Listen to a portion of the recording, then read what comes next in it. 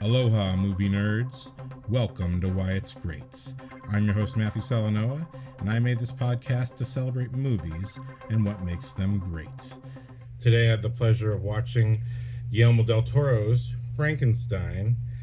It's definitely a movie for Guillermo del Toro fans. I can tell you that for sure. I don't know if it's for everybody. It is over 2.5 hours long, or it's about 2.5 hours long. But I think the performances were incredible. I think it was a really good time. There's something I want to talk about that Guillermo del Toro does in all of his movies that absolutely applies to this movie. And it's called color story. Okay? Color story means many different things when it comes to making a movie. You may be familiar with seeing clips on Instagram or YouTube where they show you the gradient of colors and how basically filmmakers use colors throughout their movie. They define a certain color palette that the whole movie adheres to, and I think that's one way of looking at it, right? That like you see color palette and you go, oh, this is the aesthetic. Okay, but aesthetic only means so much as its function in the storytelling.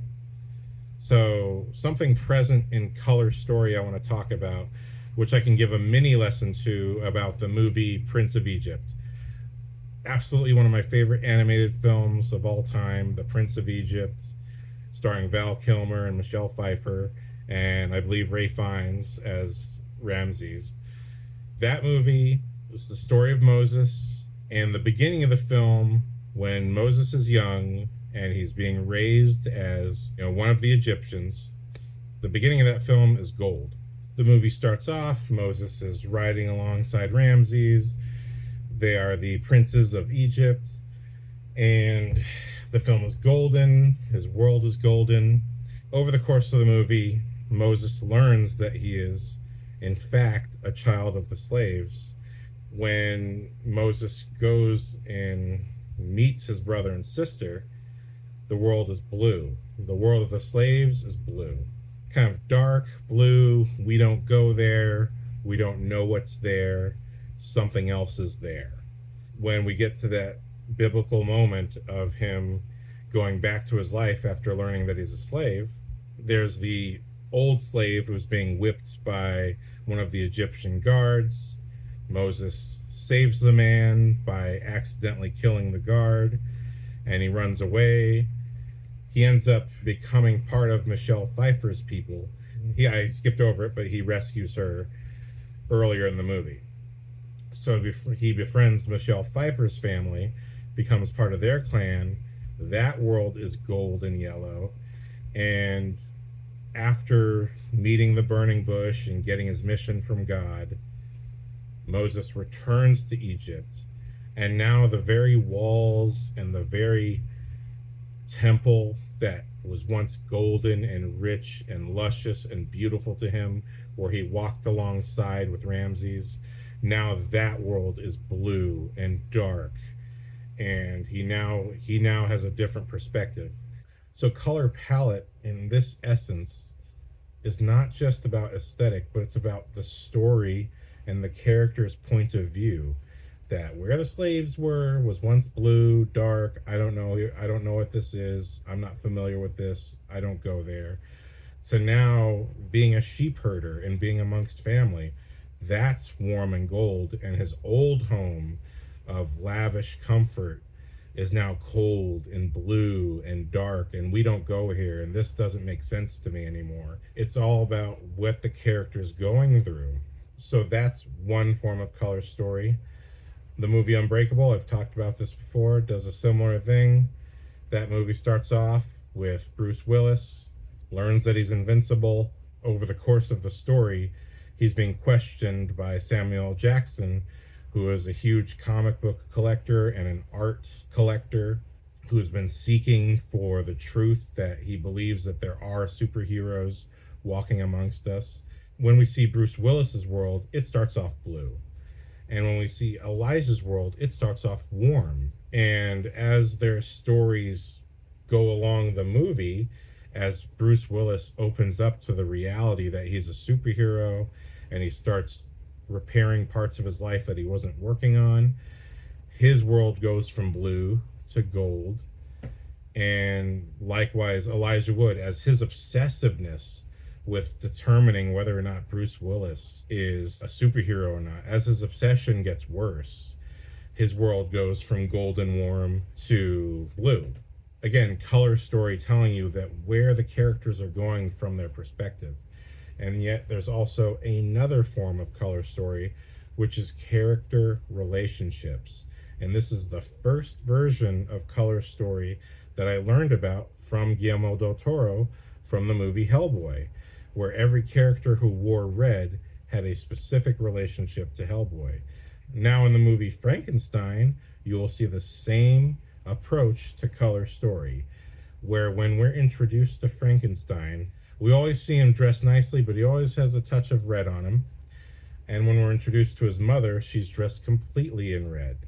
And over the course of the movie, Victor has a younger brother. The younger brother is wearing blue. And when a wealthy friend of his brother approaches Victor to help him out with his mission of bringing dead people back to life, that man, played by Christoph Waltz, is also dressed in blue. So the blue and gold represents the brother and the wealth and this one form of life. And red specifically represents Victor and his relationship to his mother, and also to this sort of goddess of death that he conjures in his mind that gives him his purpose, which is to bring the dead back to life. So the color red shows up, and in particular, color representing relationships.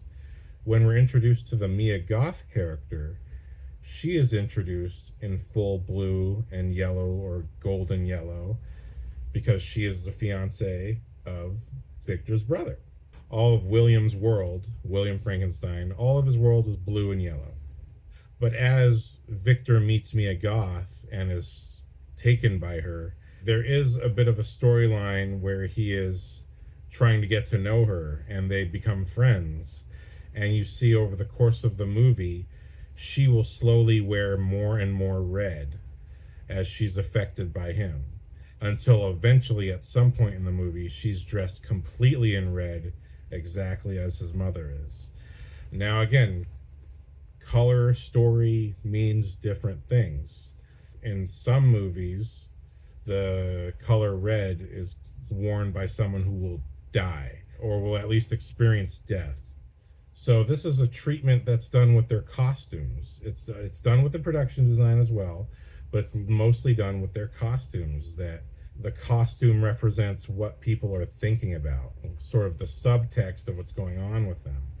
And this is just something I want to point out to you, because when we get into Frankenstein's story, because he does get his perspective shown in the movie, his story is black and white, which is exactly, his skin is white. It's almost porcelain white, which is a frequent color that Guillermo del Toro associates with his monster characters, such as Prince Nuada back in Hellboy 2. Same actor played Nomak, the villain of Blade 2.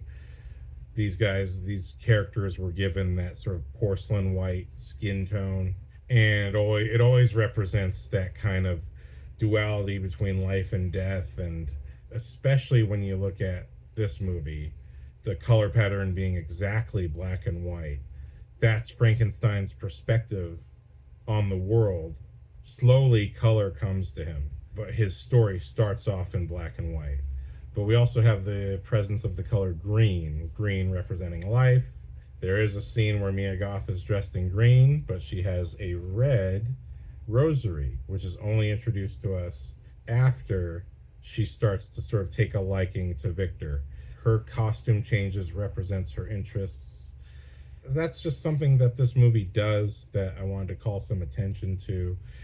Color story, your job as a filmmaker, if you're a filmmaker that's watching this, your job as a filmmaker is to understand that, is to introduce color story into your movie wherever possible. It's not just about clamping down your aesthetic, because there's, on the one hand, a professional movie does use a color palette, because the point of having a color palette is to give the eye somewhere to go. If everything is blue and your main character is wearing red, the eye will go straight there. If you're watching this and you're a filmmaker, that's part of your job.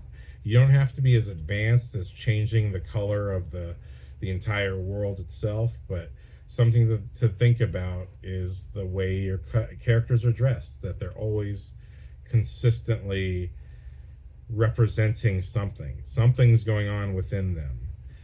That by the end of this movie, both Victor and the monster Frankenstein are both exclusively dressed in black and white, and quite literally in the snow.